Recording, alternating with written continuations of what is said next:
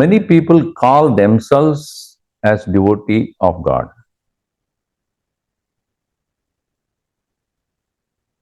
But are they really? It is like saying, I know Joe Biden. The question is, does he know you? You may claim that I know the president of this country. Everybody knows. But if you ask Joe Biden, do you know so and so? Who is that? In the same way, everybody claims to be the devotee of God. But what does Bhagavan say as his devotee? Who is his devotee? When Bhagavan takes up this as the topic, he clearly says, there are 4 types of devotees for me.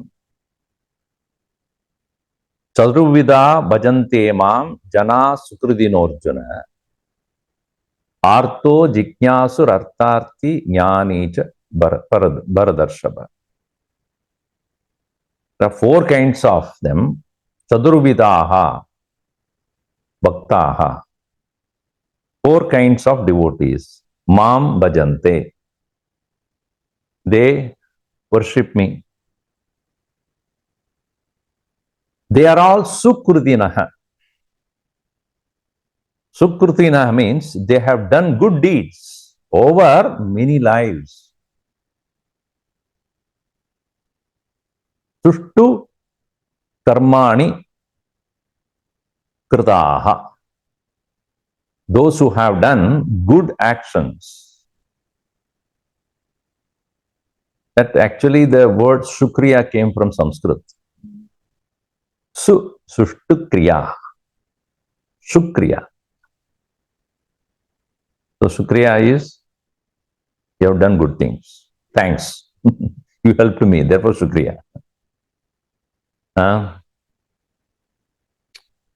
So these people have done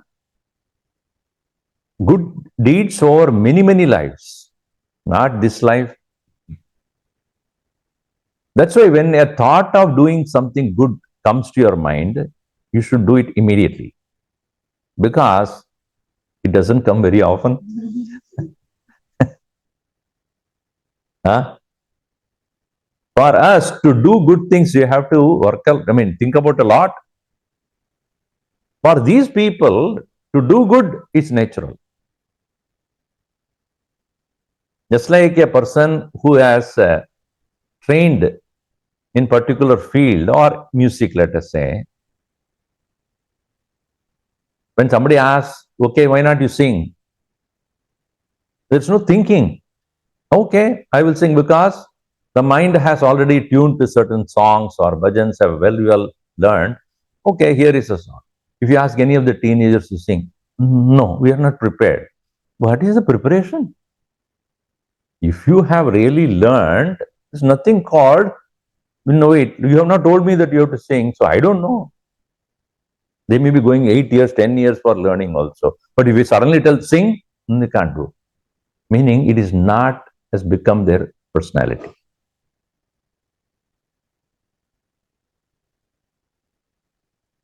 See, I have been part of the Chinmaya mission for over 30 years. If you ask me to talk anytime, even in the middle of the night, you wake up, come on, talk 1 hour.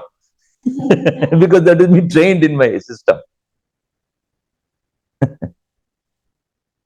You have to make me stop, otherwise I'll keep going. Anyway, so doing good had become their nature. They are called Sukritina. Now Bhagavan says, Caturvidha bhajante mam janaha Sukridinaha, Arjuna.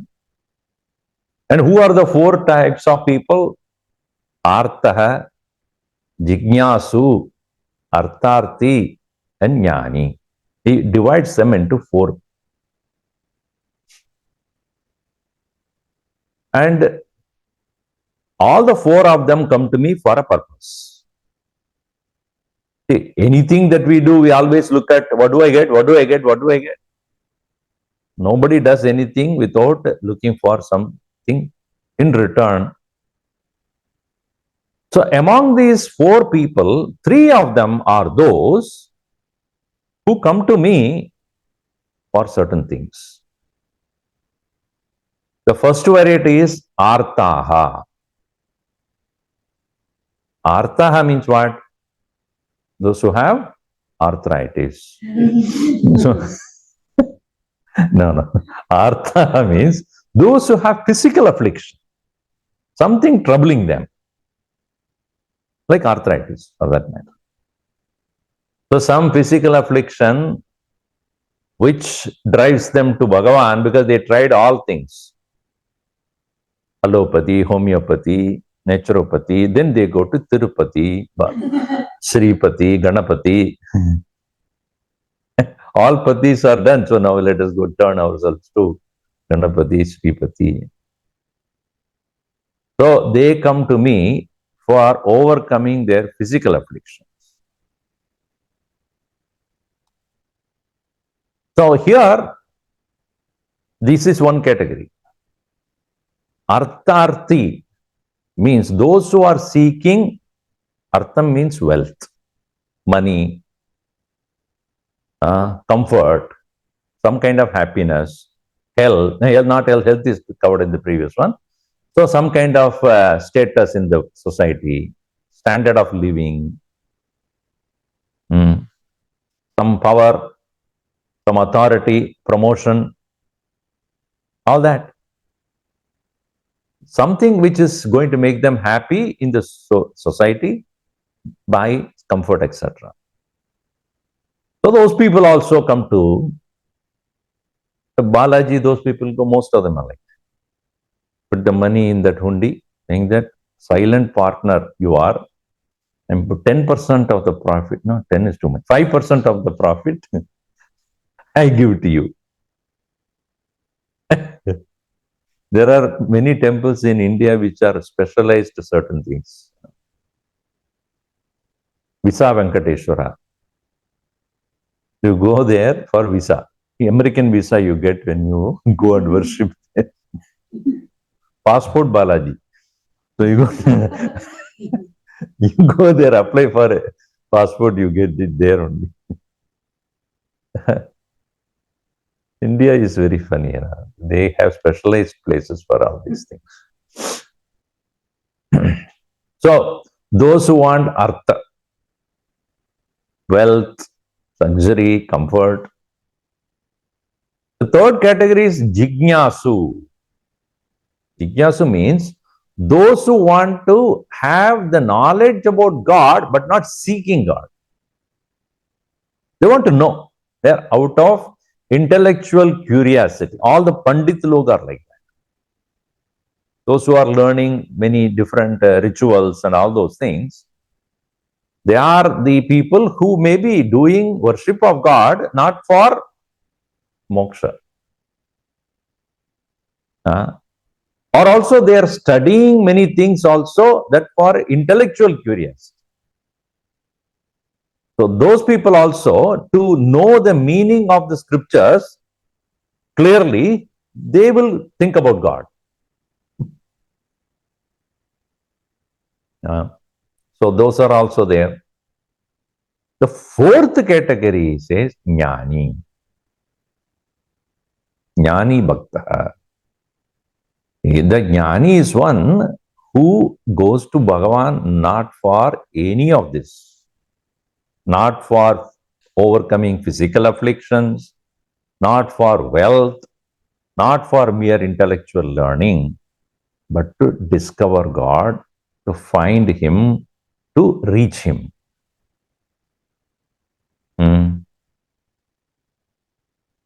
These are the four types.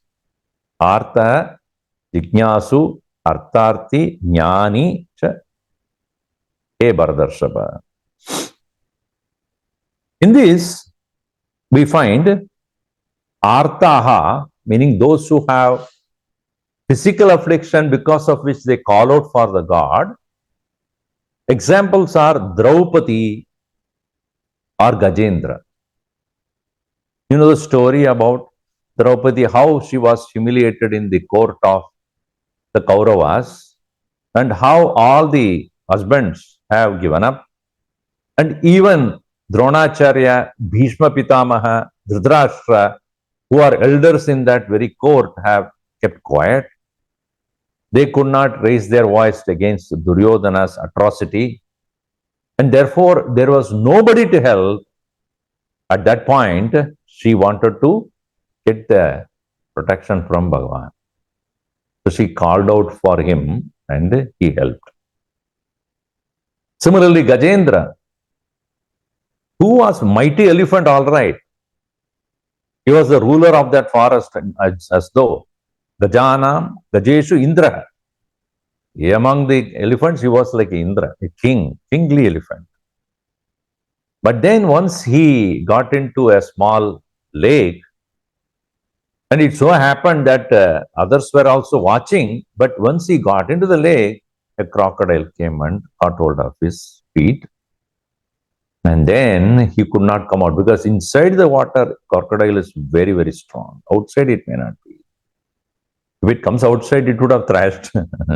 But inside the water, he has no ability to overcome that problem. He called out for his associates. None of them could come and help him. So Bhagavan, finally, he took from his trunk, he picked up a flower and called out for Hari. Hari, please, Hari, come quickly. So at that time, Bhagavan came and rescued Gajendra. So that is also an example for Artha Bhakta. Those devotees who are in affliction. So here, important point one should understand is that they called out for Bhagavan only, not anything else. Knowing well, he alone can truly help. Artha Arti. Arti means to ask for. Prarthana, you know, right? Prakarshena artyate iti prarthana. Seeking. Prakarshena. So prarthana is where you are pleading to the Lord, asking for the Lord. So here, arthasya arthaha. Arthasya arthaha, meaning one who is asking for wealth. So therefore, artharti, seeking for wealth. The example that are given is Sugriva, Vibhishana, Dhruva. So Sugriva also had decided to have a pact with Rama.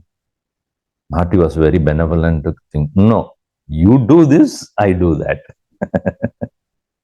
You rescue me from the situation of Vali and make sure that I get back my kingdom.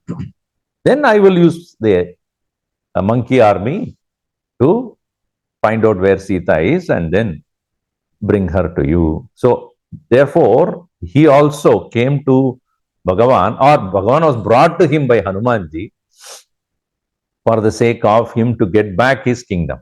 So he is Arthasya Arti, seeking for kingdom, power. Vibhishana also, obviously, he was necessarily a devotee, no doubt, but then he was also, in a way, was given his kingdom, Ravana's kingdom, as a reciprocity, as a return to what he has helped Rama. You know the story of Dhruva, where he was not allowed to sit in his own father's lap also. When he tried to do that, the father had two wives and he had kept his other wife's son on his lap. And Dhruva was not allowed to sit. So at that time he was denied, and then he went back to, at that time the stepmother of his, whose son was kept in the lap of that king, his father, she said, if you want to sit in your father's lap, you should have gone to me, not to the other mother.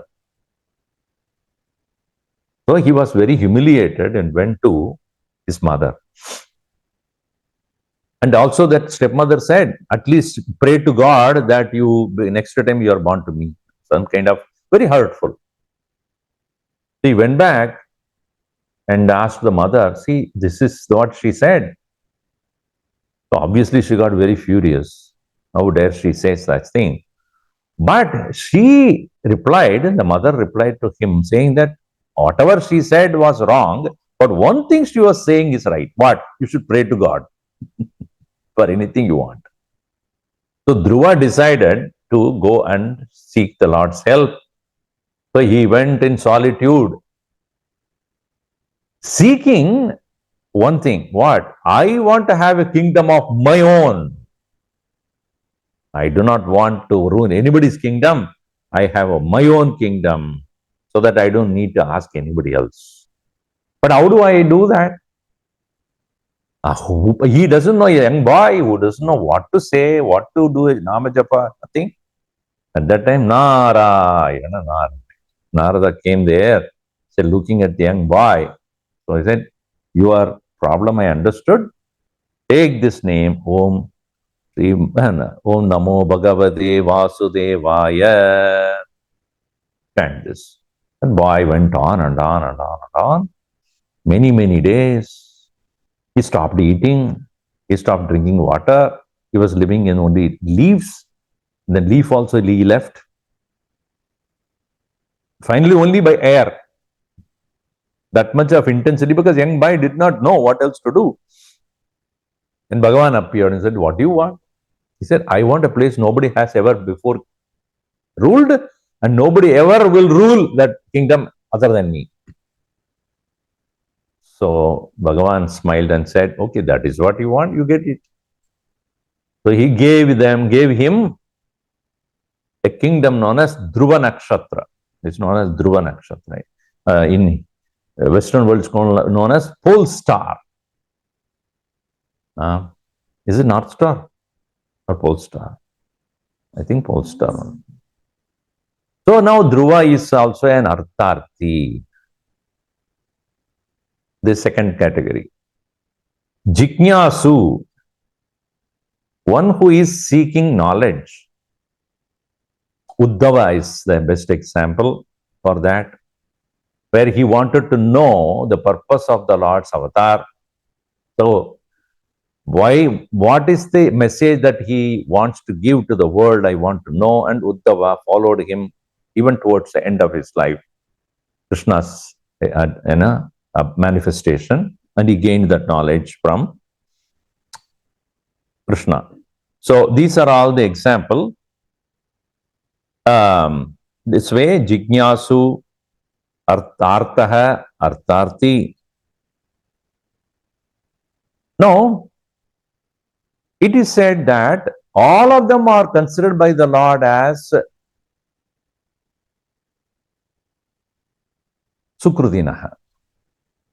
Because when we get what we want, to that extent, we move forward to the next level of seeking. As Swami Vivekananda very clearly said, to a hungry person, you cannot teach Vedanta. First of all, if a person is hungry, give him food. At that time, sit down. Are you hungry? Sit down. Now I'll tell you about Vedanta. Nitya Anitya Vastu Viveka. He said, first of all, let me have some food. So, let him be given food. So, then giving the food, give him a job by which he can earn the food. That is better than just giving the food. Yeah, nowadays, politicians, what they do, they keep giving, the TV and then this and that, but they don't give job. Or why not you give him job so that he can earn that whatever you want to give? So give him a job by which he can earn, and then he can fulfill his needs. How long you keep on feeding him? Better than giving a job, give him education, by which he can learn or get his own job. So than the material education, best education will really save him is Atma Jnanam. spiritual education by which he will come out of all his demands. So, an artharthi, a person who is seeking relief from physical affliction, once the physical affliction is gone, then that person is ready for the next higher level of seeking. So, from the physical affliction, he may proceed on to gain knowledge, and through knowledge he will seek God. So too, artharthi, a person who is seeking wealth, and a jignasu also, a person who is seeking knowledge also, out of this maturity of thinking, over a period of time, he will become a seeker of the truths. So he definitely says that all the devotees are good in my perception, because they are not going somewhere else, they are coming to me. In that way, they are all really my devotees. So that's what he says there. And who is a jnani? The fourth category, jnani is one who has become mayatita. One who has crossed the boundaries of illusions, maya. And such a person is really indeed very, very rare. Among these four devotees, we can find among all of us, those people who go to temples and religious places for the sake of overcoming physical afflictions, or not only one's own, brother or sister or wife or anybody else, they will go, and usually they will have a list of demands in their mind or in their paper, and then they're chanting Narayana, Narayana, Narayana, Narayana. The list is going on here. I want that, I want this, I want this, I want this, I want this, I want this, I want this, I want. While chanting externally, the mind is already reading the demands. Sometimes people, after chanting, they go and then they come back also. 2-3 things I forgot. Narayana, Narayana, Narayana. Do you think that all those people who are going to the temples are looking for God? Most of them are looking something from God. Isn't it? What you can give. And that is the reason why in Hinduism, if you don't get it from Hanuman, you go to somebody else. And so many varieties are there. Lakshmi is there, Saraswati is there, Hanuman is there, Krishna is there, Ram is there, Shiva is there. But interesting thing is, don't go to Hanuman and ask for your son's wedding and all those things. Find a good daughter-in-law for me. Hanumanji says, me myself is a bachelor. Why are you asking me for this? Go to somebody else.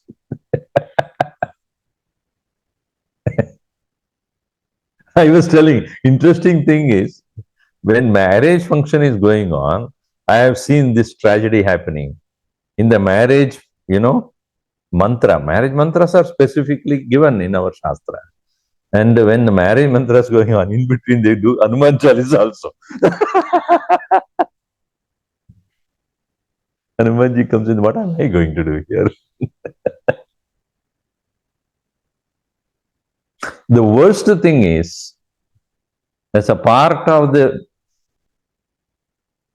marriage mantra, they do Mrityunjaya mantra also. Because the boy is almost gone. Anyway, don't take it seriously. Then some of the Purohits don't know what else to do, so they keep everything, whatever they know, they just start talking, start chanting. Now, interesting thing is, who is a devotee? A devotee is one who is thinking about God with devotion. Otherwise, you have to include Ravana comes also in this category. Because they were also thinking about God continuously. Kamsa, do you think that he ever slept? Once he heard that Krishna is, and he has also escaped from his hand. He is growing up somewhere else. Do you think he will have one single day of proper rest? Krishna, Krishna, Krishna, Krishna. So do you think that is devotion? Sadata Chintanam is by itself is not devotion. Satatam Bhaktya Chintanam. With love, with regard, with respect, with reverence, with faith. That way thinking alone is correct. Some people say, Swamiji, when I am doing my work or saying, can I chant the japa? I said, where is your mind? Don't do it mechanically. When you are chanting the name of the Lord, every time you utter the name of the Lord, there should be an invocation of love for the Lord. And if you're doing something and then you chant, it becomes so mechanical. And actually, when you sit down to chant, sit down and do a japa, the mind will not, because it has become so habitual and not purposeful.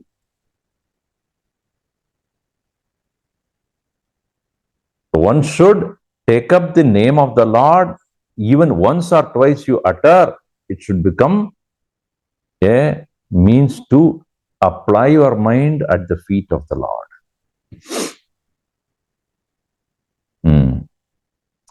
Don't do japa mechanically. This is my simple advice and very important also. Becomes addiction or just a habitual, and it doesn't help you at all in that case. It will keep your mind busy, but that doesn't mean it will achieve anything out of that.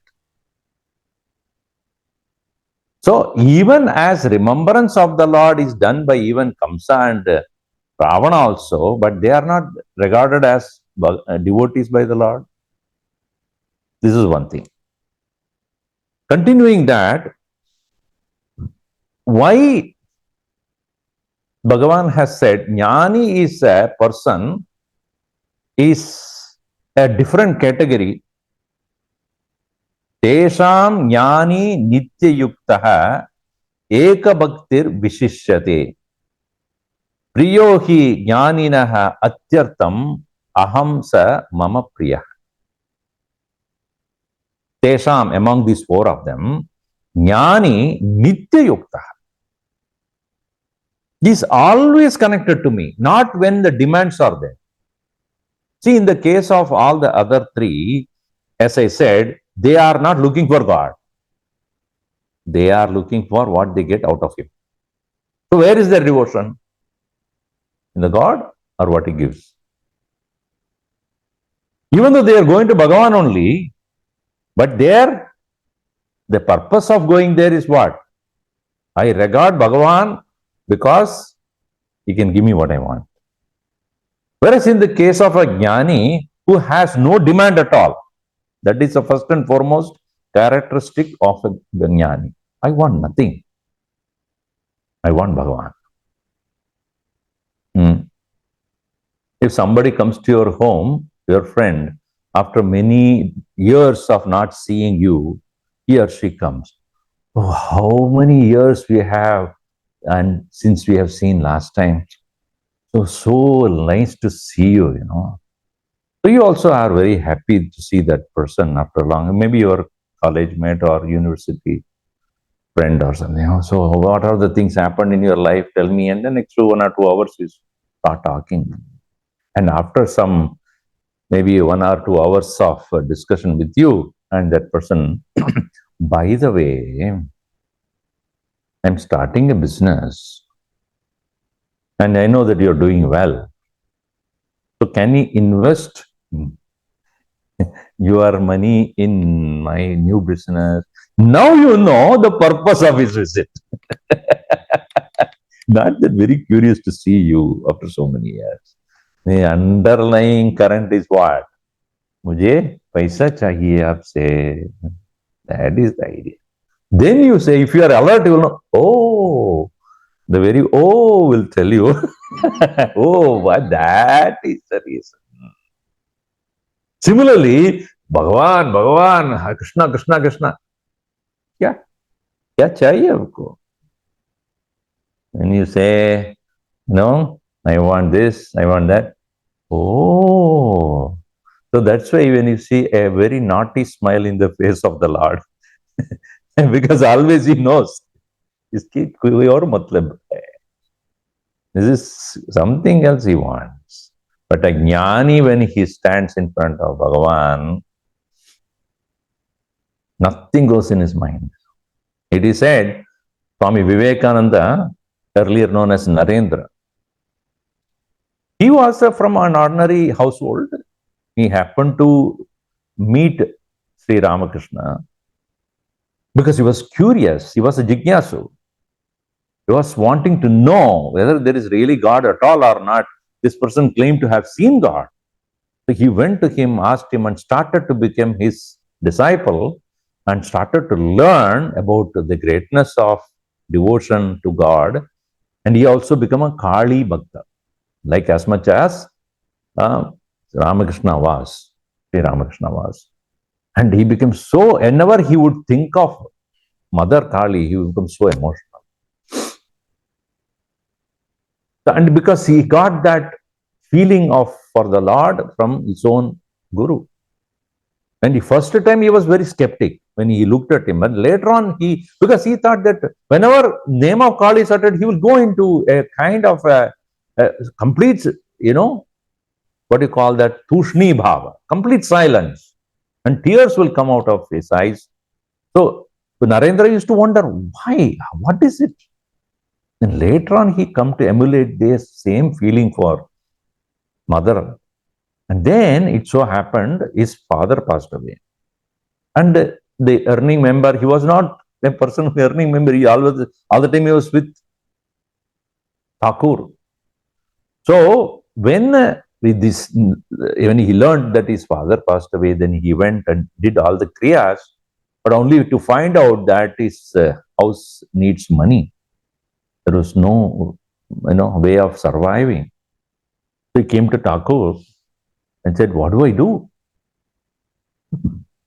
Ramakrishna said, who else to ask?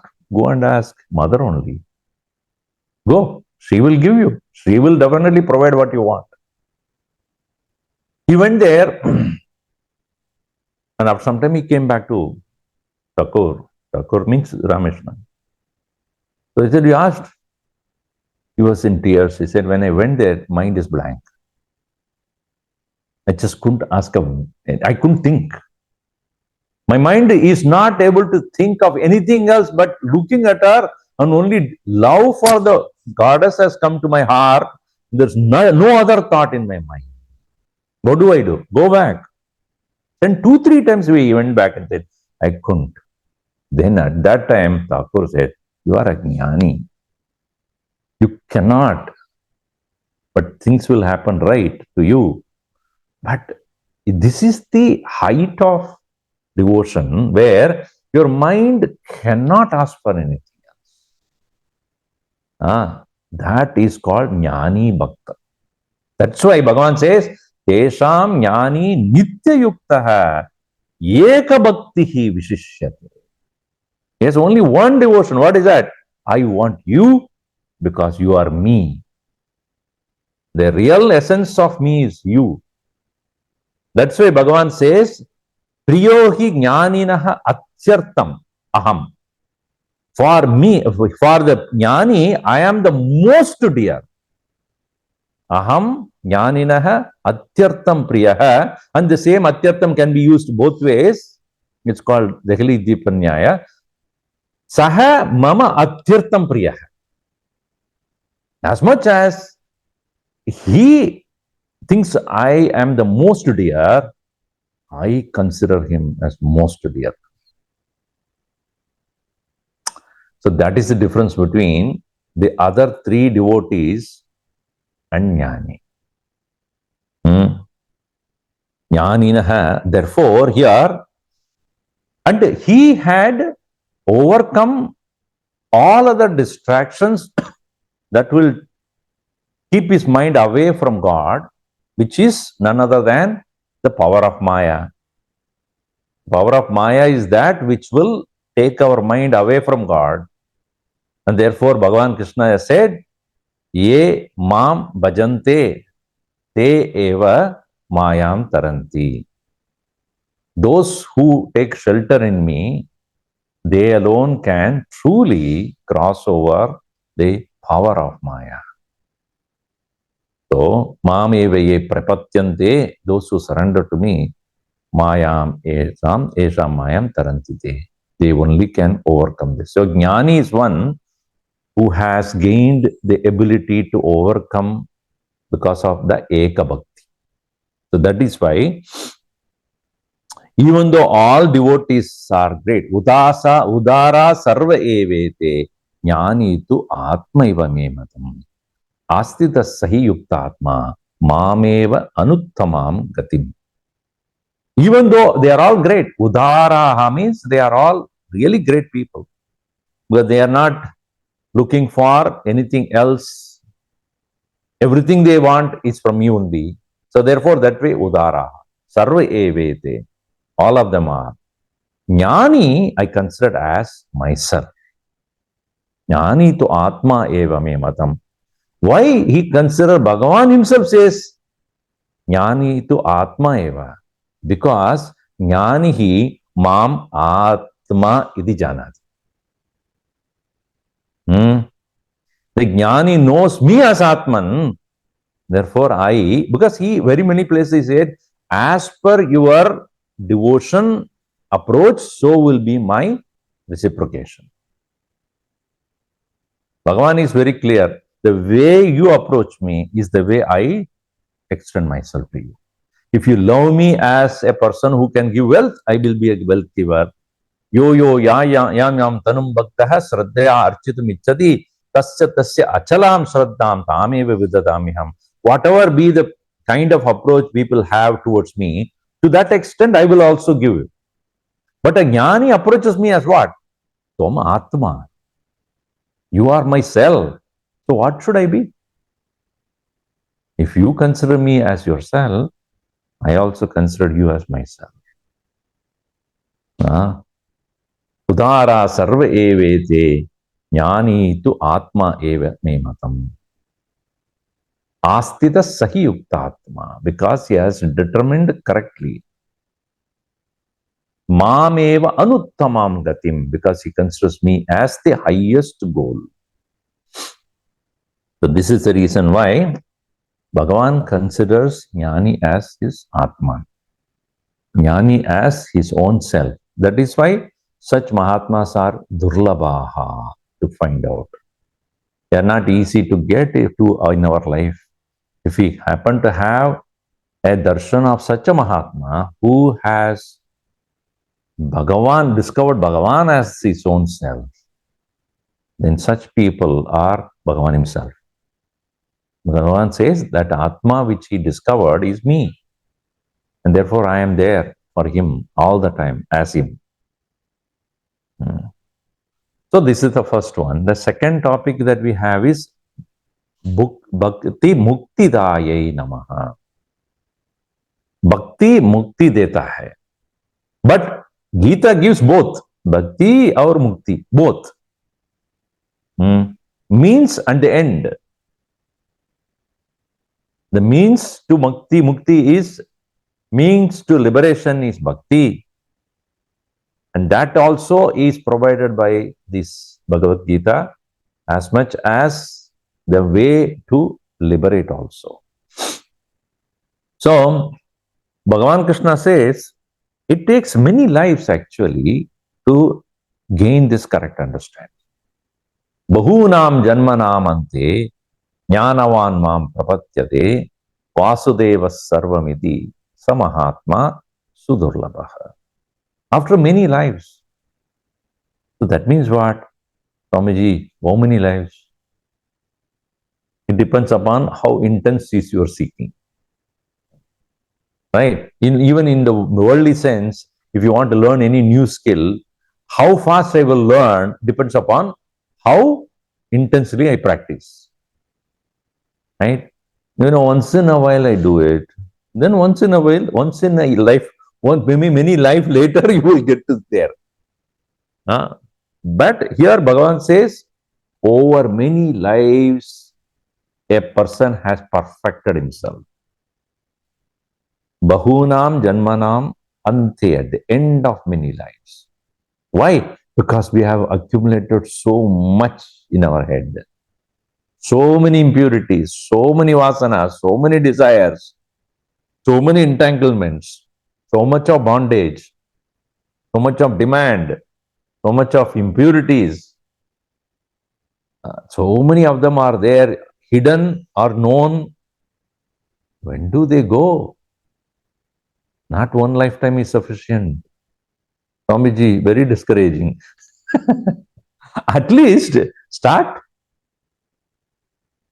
See, anything that we learn intellectually dies with us. Again, next year, next life, you have to start again. Anything you intellectually learn. But this Atma Jnanam, when one starts to explore, in the form of not only exploration of this knowledge, but also purification of the mind. Because understand, your body dies and your memory dies, but not the mind. Mind doesn't die. Mind travels to the next life. So, purification of the mind is purification of the soul, which is going along with the mind. It's like a vehicle. The soul is going in the vehicle called the mind. And the vehicle called the mind, when it is purified, the soul has a comfortable journey to the next one. Therefore, purity of mind has been emphasized again and again and again. So, Atma Jnanam, to begin with, brings purity of mind. And that will help in the next life better. So, if some people are moving faster or more fast than us in the spiritual path, understand they have done the homework much before. They have done in the previous life enough. That's why they are able to move ahead of us. So at least let us start now, so that next life will be better. Swamiji, what a guarantee that there will be next life? Huh? Nobody can guarantee you. Nobody can prove it to you also. But the very fact that you became a human being shows that you have done something good. Otherwise, you will be a crocodile. So you have done something better, that's why you are a human being. And so from here, it should not go back. It should go forward only. From manhood to supermanhood to godhood. That should be our aim. So, these people who are thus over many lives have purified their mind. Finally, what is the correct understanding about mukti? Jara marana mokshaya mam ashritya yadanti ye te brahma vidu brahma tat vidu krishnam adhyatmam karma cha akilam.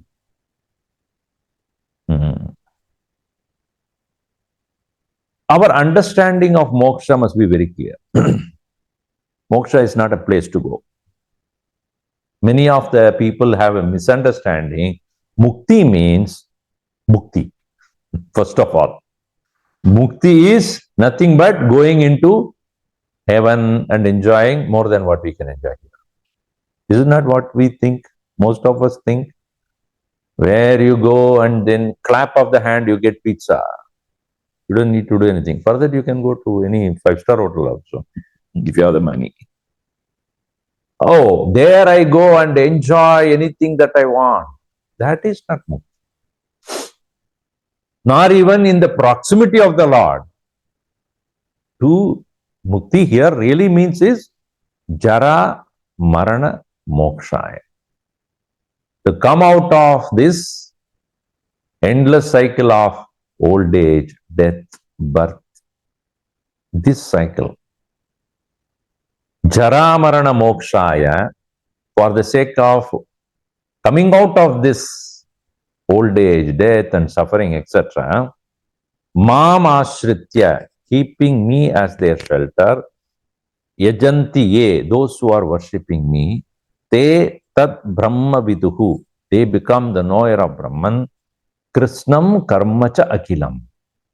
Akhilam, complete. All actions are also meant for that purpose only. This they learn.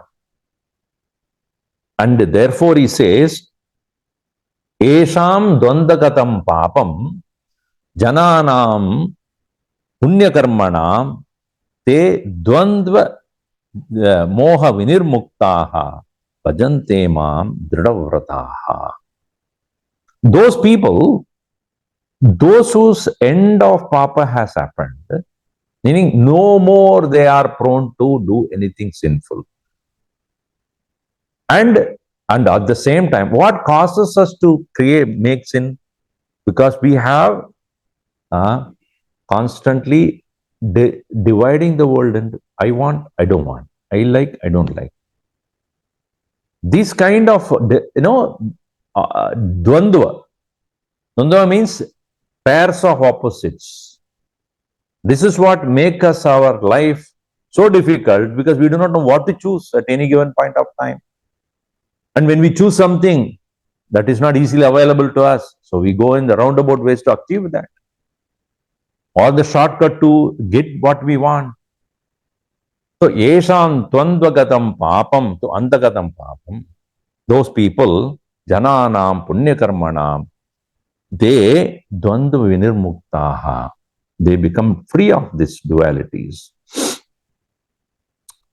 So, it is not possible for everybody to understand me. Naham prakasha sarvasya yoga maya samavutaha. So, my own maya will obscure the vision. So, they have to overcome that. Those who have surrendered to me, they can easily overcome that. So, that is the reason why even those devotees who are worshipping me, they get what they want, and they proceed on. See, it is like this. If Bhagavan can give me what I want, if I get Bhagavan himself, then whatever I seek is already there. Is it not true? See, if I go to a shop and buy something, obviously I can buy whatever there in the shop. If I become the shop owner, what will I buy from that shop? Do I need to buy? Why? It's mine already. Think. If I go to a sweet shop and buy a sweet, I can buy one sweet or two sweets. If I am the sweet shop owner, it's most of the cases when you become a sweet shop owner, you don't feel like buying it. You are not even interested in the sweet, right? So those people who, when I was there, when we had ashram in Anaheim, long time back,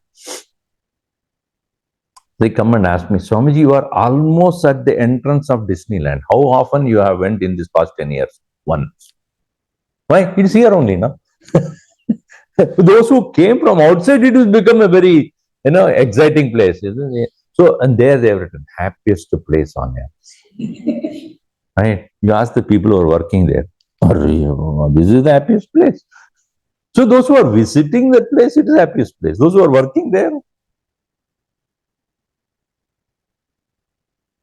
In the same way, when one identifies with Bhagavan, nothing else will become, it's important. Tuchhameva sarvam. So instead of that asking Lord this and that, they get the maturity of seeking me. That's why a jnani, instead of asking for give me this, give me this, give me, I want you. Finished. After that, I don't need anything. Everything is already achieved. Kritakrityoham. Why? Further, I do not want to ask anything because everything is mine already. So instead of going for the heaven, going for this and going for, he says, I just want to be with the Lord and merge with Him. Thereafter, there is no more looking for anything. So that is why jnani is greater than anybody else. And when he realizes Brahman as one's own self, such an individual has reached it, and he is the best among the bhaktas. Therefore, This bhakti, when it is properly applied, the final result is mukti. The bhakti can be for artha bhakti, artharthi bhakti, jignasu bhakti, whether it's for wealth or physical welfare or for knowledge. But when it is aimed at the highest, then the same devotion one has for this or that, when the recognition of the Lord as owns everything, that state of merging with the Lord or discovering Him as oneself, that mukti fulfills all the things. Then become, therefore, apta kamaha bhavati, for whom there is no more desire. That should be the aim of our life. Otherwise, desire can drive us from pillar to post, and there is no end at all. And even at the end of our life, we die with dissatisfaction. Even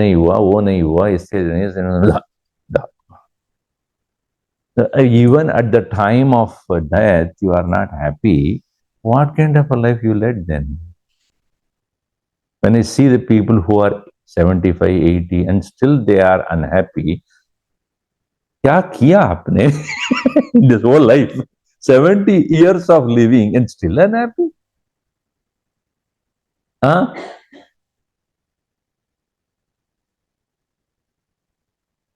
Still dissatisfied, still discontent, still have jealousy and greed and anger. What is it then you have done the whole life? Do not aim that way. Aim for total fulfillment, total joy, no more regrets, no more misgiving, no more dissatisfaction. That should be the aim. Every time, every day you overcome these kind of setbacks and imperfections and impurities. The highest point is where one who reaches the state of oneness with the Lord, where there is nothing more. So that is why the bhakti can proceed you towards mukti. Om sarve bhavantu sukhinah, sarve santu niramayaha, sarve bhadrani pashyantu, ma kaschid dukkha bhat bhavet. Om shanti shanti shanti. Harihi Om Shri Gurubhyo Namah.